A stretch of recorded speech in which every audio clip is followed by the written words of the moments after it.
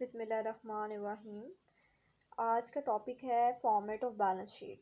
Balance sheet में liability side और capital side पे आप सबसे पहले लिखते हैं ऑथराइज्ड कैपिटल, जिसे रजिस्टर्ड कैपिटल भी कहा जाता है। जब अब इस कैपिटल को आप लिखते हैं तो इसके नीचे 2 लाइंस लगा देते हैं, जिसका मतलब ये होता है कि जब हम टोटल करेंगे तो इसने ऐड नहीं होना, यानी कि इसको हम एज अ इंफॉर्मेशन लिखते हैं। ऑथराइज्ड कैपिटल को रजिस्टर्ड कैपिटल भी कहते हैं। ये वो कैपिटल होता है जिससे कंपनी रजिस्टर्ड हुई होती है, ऑथराइज्ड होती है, और इसको एज अ इंफॉर्मेशन हम बैलेंस शीट में लिखते हैं, ऐड नहीं करते।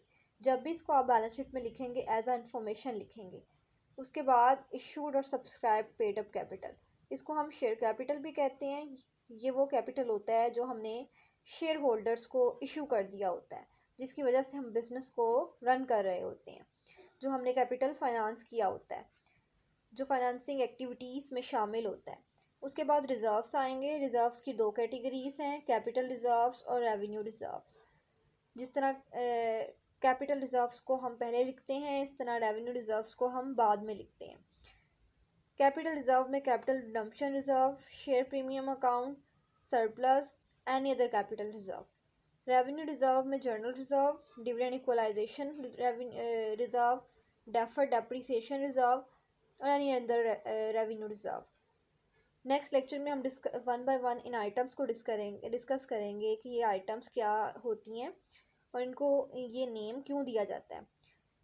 कैपिटल के बाद, कैपिटल के पोर्शन को कंप्लीट करने के बाद आप लॉन्ग टर्म लाइबिलिटी की तरफ आएंगे, जिसमें long term secured loan, long term unsecured loan. ये वो लोन होते हैं सिक्योर्ड जिनकी बैक एंड पे सिक्योरिटी होती है, जबकि अनसिक्योर्ड लोन के बैक एंड पे सिक्योरिटी नहीं होती। ये सिक्योरिटी के बगैर इशू किए जाते हैं, इसलिए इनको सिक्योर्ड कहा जाता है और इनको अनसिक्योर्ड कहा जाता है। उसके बाद डिबेंचर्स। डिबेंचर्स में भी सिक्योर्ड और अनसिक्योर्ड का कॉन्सेप्ट आता है। लॉन्ग टर्म लोन, इसके अलावा डिबेंचर के अलावा जो भी लॉन्ग टर्म लोन है आपका, वो भी लॉन्ग टर्म लाइबिलिटी में आ जाएगा। लॉन्ग टर्म लाइबिलिटी लिखने के बाद आपने डेफर्ड लाइबिलिटीज़ लिखनी है। डेफर्ड लाइबिलिटीज़ में टैक्सेशन, पेंशन फंड और अदर डेफर्ड लाइबिलिटीज़ आएंगी। फिर उसके बाद आप करंट लाइबिलिटीज़ को लिखेंगे। करंट लाइबिलिटीज़ में शॉर्ट टर्म लोन का कॉन्सेप्ट आता है। अगर आपने कोई बैंक से लिया है शॉर्ट टर्म लोन, वो भी सिक्योर्ड हो सकता है और अनसिक्योर्ड हो सकता है। दोनों कैटेगरीज शॉर्ट टर्म लोन में भी शामिल हैं। इसके अलावा लॉन्ग टर्म लाइबिलिटी का कोई पोर्शन है जो आपने करंट लाइबिलिटी में इंक्लूड किया है, वो भी लाइबिलिटी करंट साइड पे आएगा। डिपॉजिट, अगर आपका बैंक का बिजनेस है तो आपने जो कस्टमर से डिपॉजिट लिया है वो भी आपकी करंट लाइबिलिटी है। क्रेडिटर्स, क्रेडिटर्स वो लोग होते हैं जिनको आपने पेमेंट करनी होती है, उनको हम अकाउंट पेएबल भी कहते हैं। एक्रूड लाइबिलिटीज़, एक्रूड लाइबिलिटीज़ का मतलब ये है कि वो एक्सपेंसेस जो ड्यू हो गए हैं लेकिन उनको हमने पे नहीं किया। एक्रूड लाइबिलिटीज़ को हम आउटस्टैंडिंग लाइबिलिटीज़ भी कहते हैं और पेएबल भी कहते हैं। वो अमाउंट्स जो ड्यू हो गई हैं लेकिन उनको पे नहीं किया, as expenses. Accrued liabilities current liability में आता है। बिल पेएबल बिल्कुल क्रेडिटर्स की तरह है, वो लोग जिन्हें हमने पे करना है, लेकिन हमने उनसे एक बिल साइन करवा लिया है तो ये लॉ के अकॉर्डिंग एक आपका डॉक्यूमेंट बन गया है, लेकिन पेमेंट आपने उनको भी करनी है। इसके अलावा एडवांस पेमेंट्स, जो लोगों ने आपको एडवांस पेमेंट्स की हैं वो भी अभी तक आपकी लाइबिलिटी कंसिडर होंगी और करंट लाइबिलिटी कंसिडर होंगी। इसके अलावा इंटरेस्ट एक्रूड, कोई इंटरेस्ट एक्रूड यानी कि जैसे कि एक्रूड लाइबिलिटीज़ हैं, सेम एक्रूड इंटरेस्ट हुआ है सिक्योर्ड लोन पे तो वो भी आपकी करंट लाइबिलिटी है। कोई प्रॉफिट एक्रूड है आपका पीटीसी पे हम प्रॉफिट पे करते हैं तो प्रॉफिट एक्रूड है, वो भी करंट लाइबिलिटी होगा। इसके अलावा अदर लाइबिलिटीज़ में डिविडेंड्स अनक्लेम अनपेड आएंगे।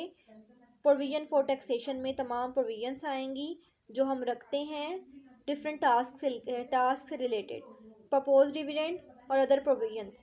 अब इन तमाम आइटम्स को हम इंशाल्लाह नेक्स्ट लेक्चर में वन बाय वन डिस्कस करेंगे कि इनकी नेम्स, इनको ये क्यों दिए गए हैं और इनको क्या कहा जाता है। अब आपने करंट लाइबिलिटी साइड को जब टोटल करेंगे तो उसे आपने लॉन्ग टर्म और कैपिटल साइड पे ऐड कर लेना है और टोटल आपकी बैलेंस शीट का एसेट्स के इक्वल आना चाहिए। एसेट्स को भी हम नेक्स्ट लेक्चर में डिस्कस करेंगे कि एसेट्स कौन से होते हैं और एसेट्स में कौन सी कैटेगरीज होती हैं। अभी आपने बस ये बात याद रखनी है कि लाइबिलिटी और कैपिटल साइड को हम इकट्ठा लिखते हैं